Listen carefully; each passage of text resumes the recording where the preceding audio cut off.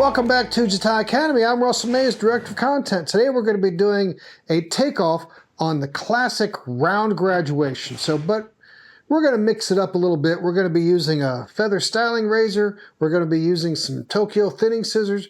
We're even going to be doing some scissor over comb. So I would call this more of a roundish graduation.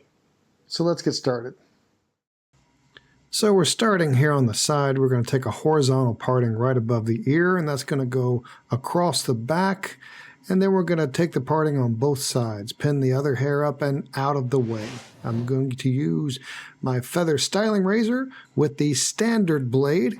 And this is how I'm going to start the cut. I'm going to start here on the sides so that I can determine the length of my one length over the ears. I want to match both sides before I start my round graduation in the back. And I'm just taking a horizontal section and just cutting my line blunt, a little longer in the front, a little shorter in the back. Now we're going to take a vertical section angled back, and I'm going to use that length that I cut right above the ear as my guide, and I'm going to angle that down, cutting it shorter at the nape. So I'm actually graduating the shape, shorter at the nape, longer at the top of the ear. Now I'm going to angle my parting. I'm going to pivot from where I started my parting and pivot that towards the center of the back. Following my previously cut guide, I'm going to continue to taper that in closer at the nape, a little longer at the top of the section there.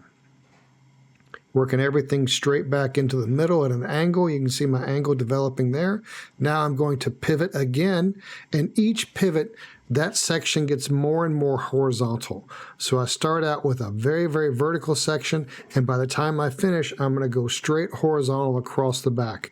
And this is going to give me that kind of round, beveled graduation where it's shorter at the hairline right behind the ears and at the nape, and a little longer in the center back right at the occipital bone. Now we're just going to pivot again, and each section gets a little bit more horizontal.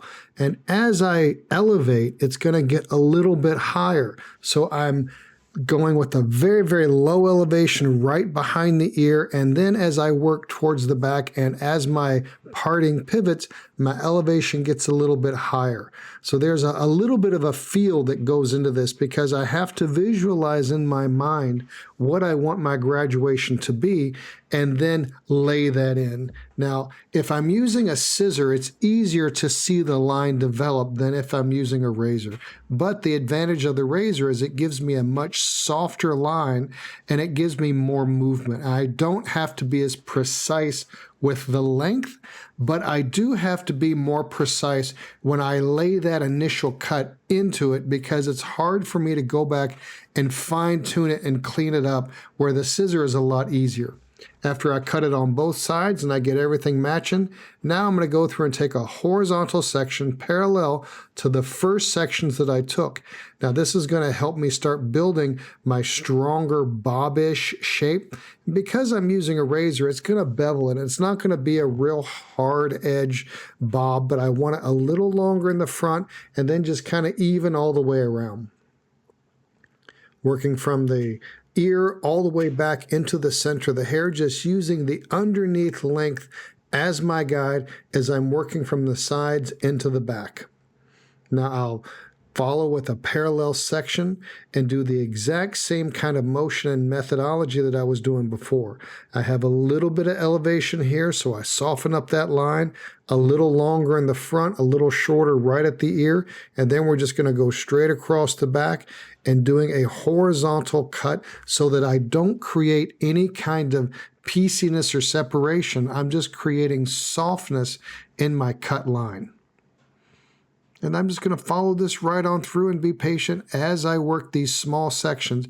If you work with too big of a section with the razor, you're going to end up dulling the blade pretty quick, and your line's not going to be nearly as precise as it needs to be for this type of haircut. Following with another horizontal section and following the previously cut guide. A little longer right at the front, a little shorter at the ear, and then work that all the way around. Give us a thumbs up and click subscribe and the notification bell to be notified of future Jatai Academy content. You can also leave a comment below, ask a question, and we'll get right back to you and try to answer it. Now I'm just going to continue following the same parting that I was doing at the initial section, my very first section. I'm just following that horizontally up until I start to run out of hair.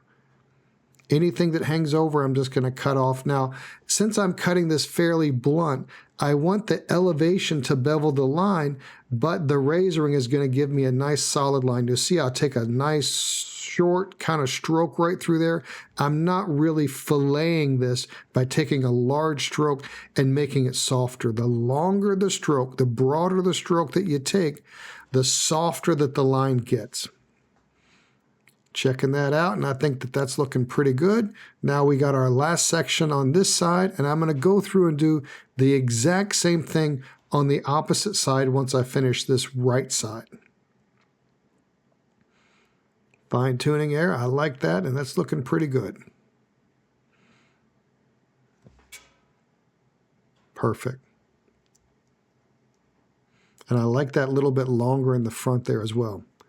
Now let's go through and cut a little bit of the bangs. Now she already had a little bit of bang cut, so I'm just going to go through and clean that up, make it a little shorter over the right eye and a little longer towards the left eye. So I'm just pulling everything right to that right eye, taking my angle, and then just cutting it short to long, short at the eyeball, a little longer as it goes to the right. That's going to give me a little bit of movement, and if I need to soften this up later, I can certainly do that. But this gives me a nice moving shape to where it doesn't hang completely in the eyes without some sort of movement going back and forth. And since I'm cutting it shorter over the right eye of my model, it will actually move to its longest piece. So wherever it's short is where it moves from, wherever it's long is where it moves to. So shorter over the eye, a little longer towards each side.